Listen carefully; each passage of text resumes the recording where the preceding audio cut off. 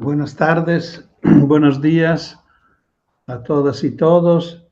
Un abrazo a las personas que comparten conmigo este encuentro. Bueno, efectivamente yo puse como título de mi intervención: La escuela promueve el juego libre de niñas y niños. En los últimos 40 años, hablamos de dos generaciones, las dos últimas generaciones, las familias de varios países, de muchos países del mundo, decidieron que los niños no podían más salir de casa solos.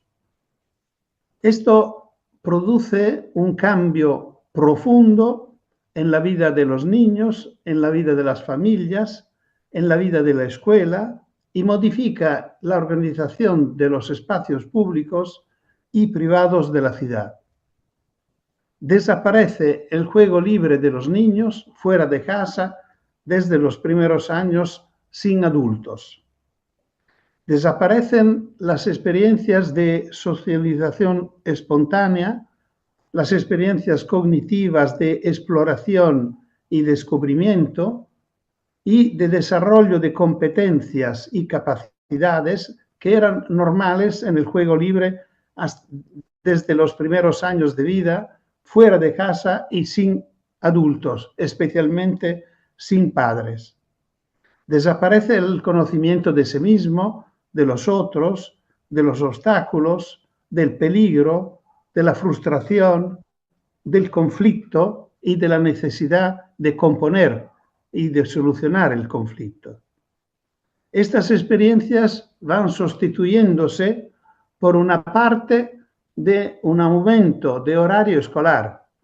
De las 4 horas de mi infancia y de la infancia de mis hijos, pasamos a 6 y muchas veces a 8 horas de escuelas diarias. Otra parte de tiempo la ocupan las actividades de la tarde, que siempre son escuelas, a pesar que sean de deporte o de artes o de lenguas extranjeras. Breves tiempos se pasan en los parques de juego con columpios y toboganes acompañados por los padres, pero pasando tiempo más importante o más largo probablemente frente a una pantalla. Pantallas de distinto tipo, de la televisión, que fue la protagonista de los primeros tiempos de estos 40 años, hasta los teléfonos celulares de hoy, pasando por videojuegos, tabletas, portátiles. Esta situación está creando graves problemas físicos, como obesidad infantil, problemas de visión, de atención, pero está creando nuevos problemas, más graves aún, que se manifiestan especialmente en la adolescencia, pero que se producen y se crean en la infancia desde los primeros meses de vida. Un empobrecimiento de competencia verbal, de lectura y memoria, una percentual siempre más alta de adolescentes esclavos del juego de azar. En Italia se evalúa que hoy representa más del 35%, que es un porcentaje impresionante. Adolescentes que eligen de vivir una vida virtual, rechazando la vida real, incapaces de controlar el desiderio de transgresión y de soportar frustraciones. A veces estas imposibilidades e incapacidades producen el drama terminal con el aumento de suicidios en adolescentes y jóvenes. Y los accidentes de auto y de moto son la primera causa de muerte, por ejemplo, en Italia, hasta los 26 años.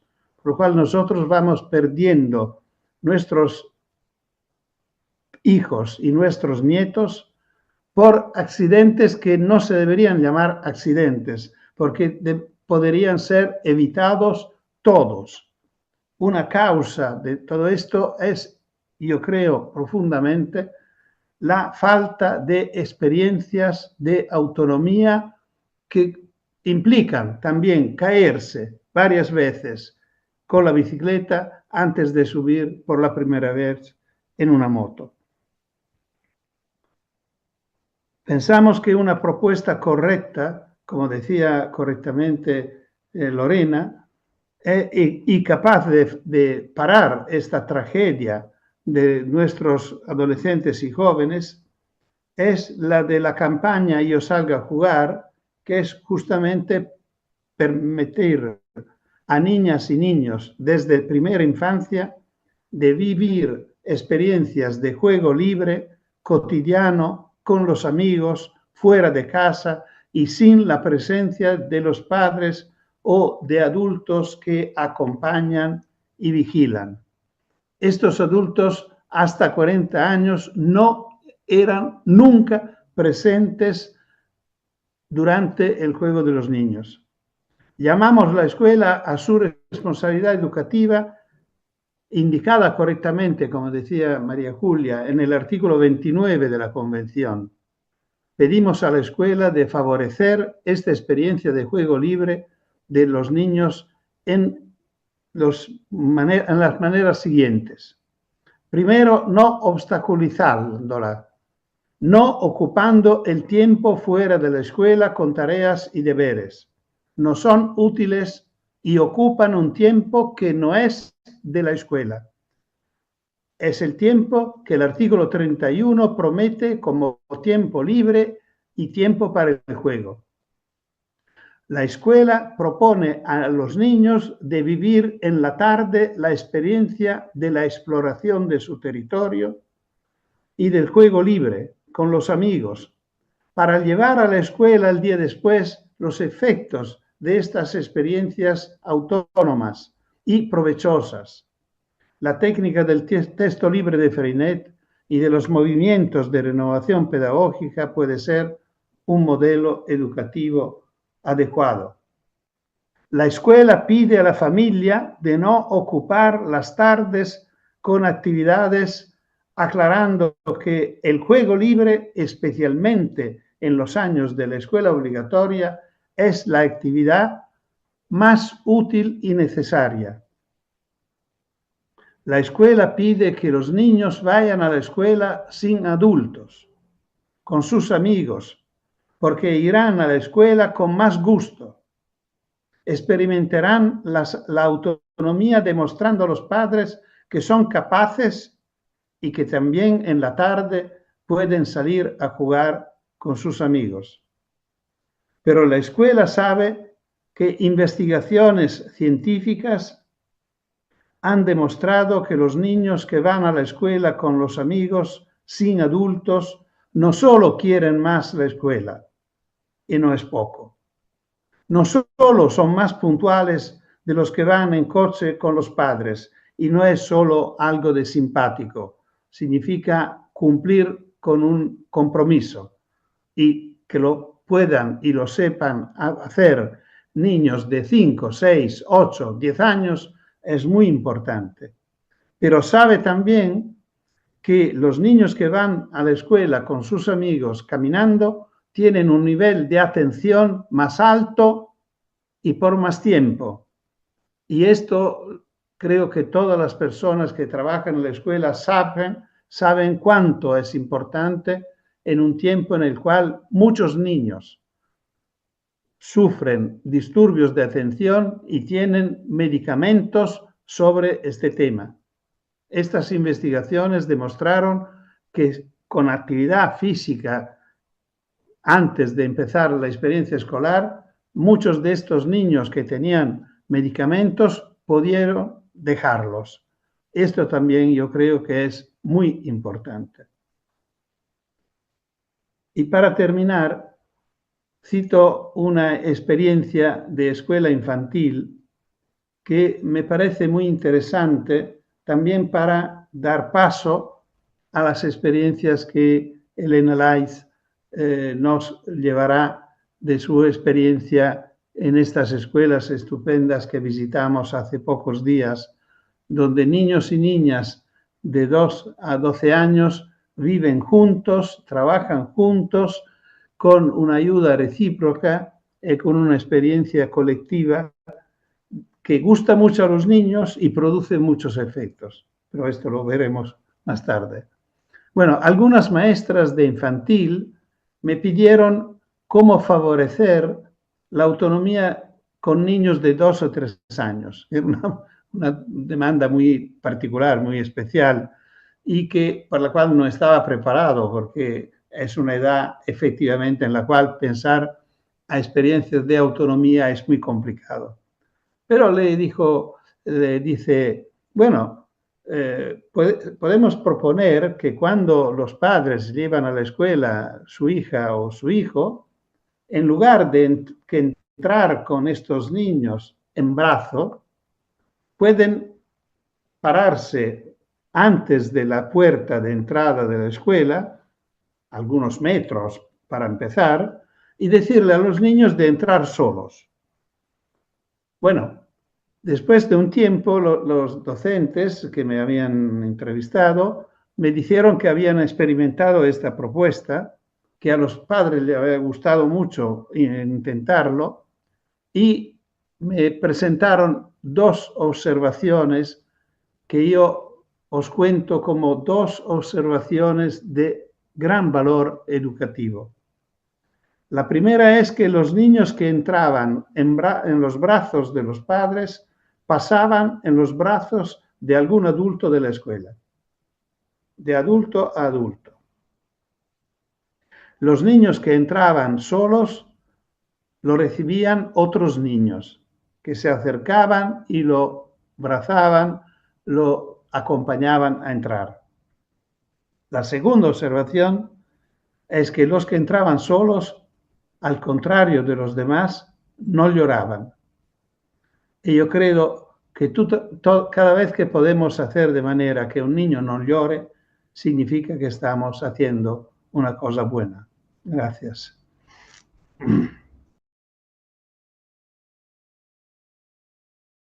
Sí, yo examiné la chat, las preguntas que salían, y una en particular me interesó mucho, que dice poder recrear escenarios de aquellos 40 años atrás. No, no queremos volver 40 años atrás. Queremos ir por adelante y explico por qué. Hace 40 años nuestros padres y yo cuando fui padre, dejamos autonomía a nuestros hijos, no porque evaluamos que era muy importante por su desarrollo, simplemente casi por ignorancia.